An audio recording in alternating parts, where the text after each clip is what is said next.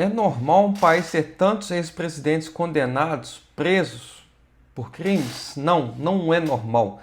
É um sinal de que o quadro institucional do Brasil é problemático.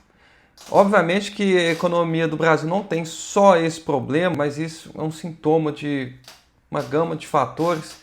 Eu explico em mais detalhes esses fatores no link embaixo desse vídeo, no artigo que eu escrevi no Velha Economia. Eu também discuto que é ruim, na minha opinião, um país depender de salvadores. Há pessoas que consideram que o Lula pode salvar o país, outros que o Bolsonaro. No passado era o Moro, talvez hoje Alexandre de Moraes.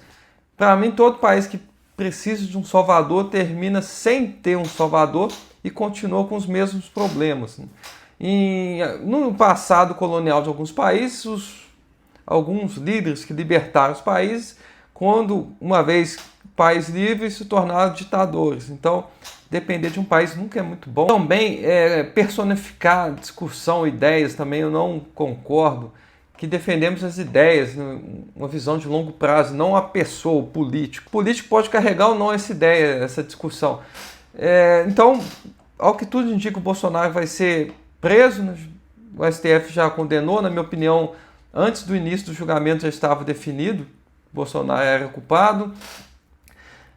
Mas eu não acho que a direita política vai se enfraquecer, porque quando Bolsonaro foi eleito em 2018, eu acho que aquela insatisfação ainda existe. Insatisfação tanto com o PT, com políticas, com algumas políticas que o Brasil implementa, como gasto público, a forma como ele é realizado, algumas pautas da esquerda política. Eu acho que o Brasil ainda, em geral, está insatisfeito. Então, eu acho que tem margem para um candidato da direita política conseguir voltar a ser presidente. Próximas eleições podem mostrar se eu estou correto ou não.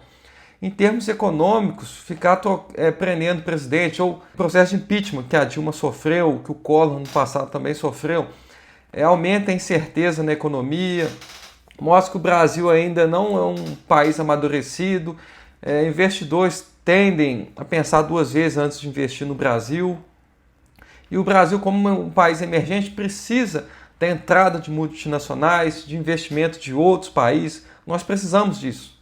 Nós precisamos do capital de outros países para a gente conseguir se tornar mais rico e se desenvolver.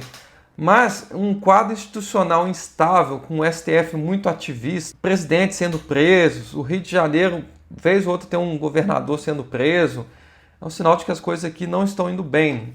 Como a gente viu na semana passada, o esquema do PCC com algumas instituições financeiras.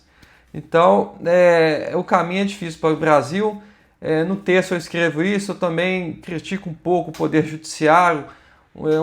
Entre os poderes legislativo, executivo e judiciário, para mim o judiciário tem um ganho muito elevado, supera o teto do funcionalismo público, caro financiar o judiciário do país, mas é esse judiciário que às vezes resolve os problemas do país. Então tem muita coisa para arrumar no país. No artigo eu explico um pouco, mas em resumo, não é bom para o Brasil, para qualquer país na verdade, ter tantos ex-presidentes condenados, né, e eventualmente presos. Não é bom para o quadro institucional, e como o quadro institucional é relacionado com o funcionamento da economia, então isso não é bom para a gente.